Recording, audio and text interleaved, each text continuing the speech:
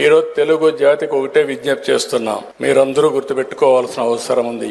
ఇటు తెలంగాణలో ఉన్నాం, ఆంధ్రప్రదేశ్ లో ఉన్నాం, ప్రపంచంలో ఎక్కడున్నా ఒకరికొకరు పరస్పరంగా సహకరించుకోవాలి. ఈరోజు తెలుగు ప్రపంచ మహాసభ ఒక ఆర్గనైజేషన్ పెట్టారు. ఎక్కడికక్కడ మీరు తెలుగు సభలుంటే అవన్నీ కూడా అఫిలియేషన్ పెట్టుకొని ముందుకు పోయే పరిస్థితికి వచ్చారు. ఇది ఒక ఉదాత్తమైన ఆలోచన.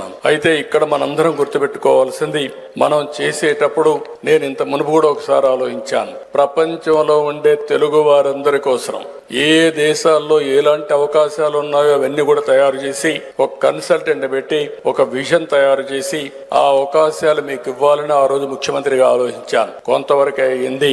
కానీ ఈ రోజు మీ అందరికి ఒకటే విజ్ఞప్తి చేస్తున్నా, 2020 విజన్ మీరు చూశారు. ఈ రోజు హైదరాబాద్ నగరాన్ని ఈరోజు 2047 తయారు చేశాం. ప్రధానమంత్రి గారు నరేంద్ర మోడీ గారు 2047కి వికసిత్ భారత్ గా ఉండాలని విజన్ 2047 తయారు చేశారు. నాకు ఏమాత్రం అనుమానం లేదు, 2047కి భారతదేశం ప్రపంచంలోనే నెంబర్ 1 గాని నెంబర్ 2 స్థానంలో ఉంటాం. దీంట్లో ఎవ్వరికి ఎలాంటి అనుమానమే అవసరం లేదు.